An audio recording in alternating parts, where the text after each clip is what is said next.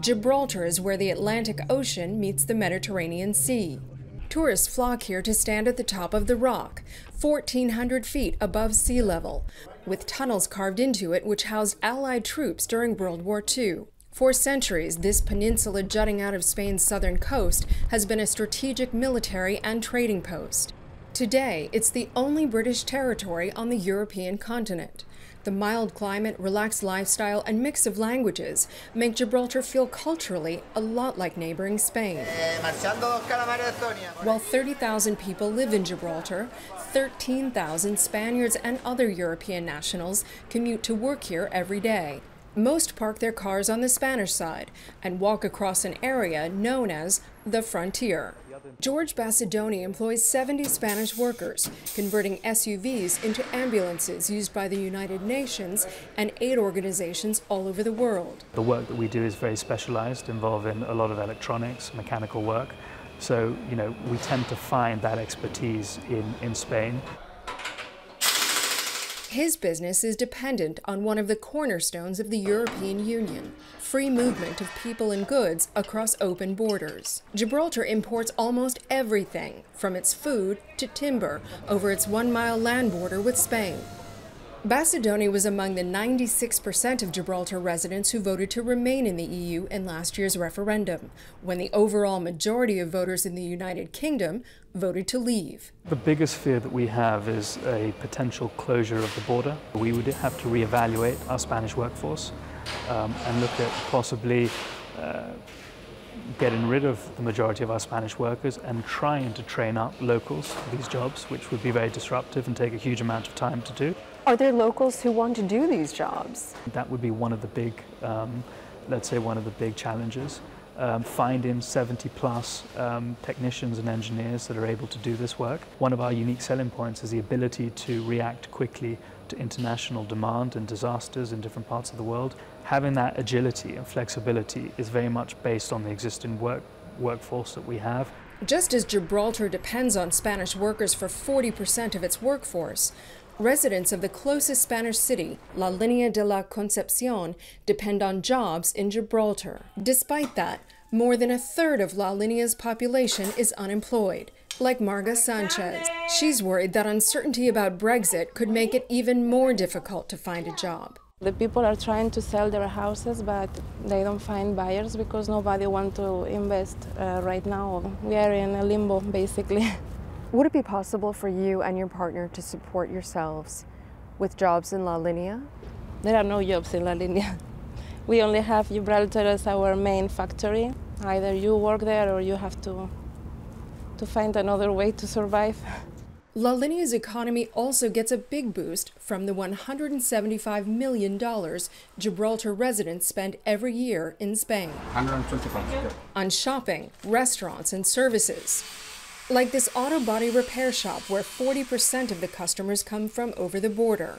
La Línea Mayor Juan Franco says his constituents and Gibraltar residents are already feeling one negative effect from Brexit: the decline in the value of the British pound, Gibraltar's currency. Now the pound has a rate of about 15% lower than 6 or 7 months ago. That affects the salaries of the Spanish workers and Europeans. It's like a chain effect because people spend less money in La Línea. Juan José Uceda, who represents a union for Spanish workers employed in Gibraltar, estimates 25% of La Línea's economy comes from the neighboring peninsula. And we export a lot of stuff to Gibraltar. What is going to happen with all the groceries and the fruits and vegetables and shoes and all the things we export from Spain to UK? You can see those exports moving every day before dawn as 300 trucks line up on the Spanish side of the border, waiting for customs checks before making deliveries to warehouses in Gibraltar. The frontiers are very important. It needs to be open for Gibraltar to survive, I think. Idan Greenberg owns a cafe and bakery in Gibraltar. He says it would be impossible to run his business without those daily deliveries. You need chickpeas from Spain and tahini, which happens to be imported via London over road and coming through the border with Spain. A short airstrip and a border crossing are all that separates the peninsula of Gibraltar from mainland Spain.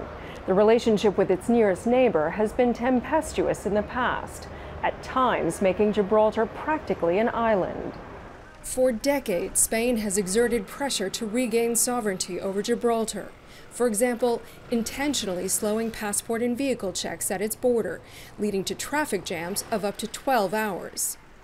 The worst confrontation came in 1969, when Spanish dictator Francisco Franco closed the border entirely to assert Spain's claim over the territory.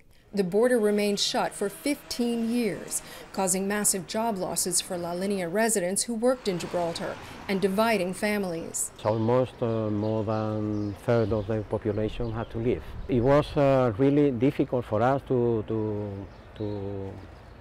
survive psychologically that situation. Many people of Gibraltar and La Linea are mixed, you know, they are families, they are grandparents here that go there to Gibraltar to meet their grandchildren or vice versa. Ed McQuiston, who heads the Gibraltar Chamber of Commerce, says the hardening of the border would also hurt Gibraltar's economy. There are a number of people who live in this town who've experienced that before, when the Spanish government shut the frontier in 1969.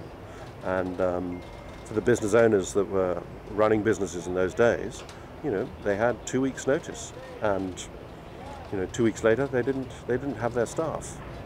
How can you run a business like that? McQuiston says today he's concerned about the position of the current Spanish government.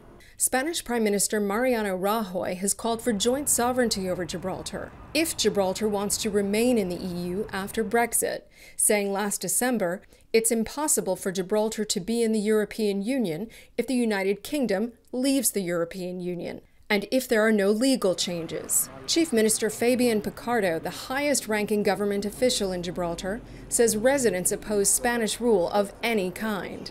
There's only one option on the table as far as the people of Gibraltar are concerned.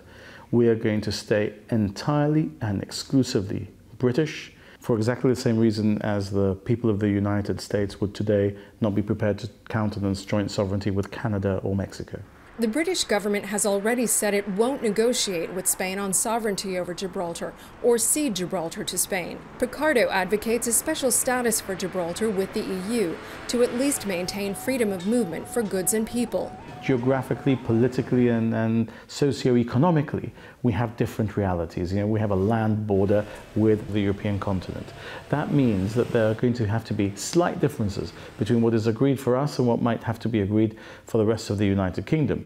Economically, Gibraltar has touted its EU access and relatively low corporate taxes to lure industries that don't export physical products, like insurance, financial services, and online betting companies. Now, some of those companies say they're exploring relocating offices elsewhere in the EU. Amid the uncertainty over its political future, Chamber of Commerce President Ed McQuiston sees economic opportunity. We've always sought to diversify our economy and get it to develop in various different ways, so you're not reliant on any single sector. If one market or two markets shut down, people in this town will get up and go out and find 5 new markets. Even with well-thought-out plans, George Basadone fears a hardened border will hurt his bottom line. These contingencies would come with additional costs to the business, and those costs we would not be able to transfer to the customers because we're already playing in a market that's very price sensitive. We would want the frontier to stay open to allow for the freedom of movement of goods and personnel for our business moving forward.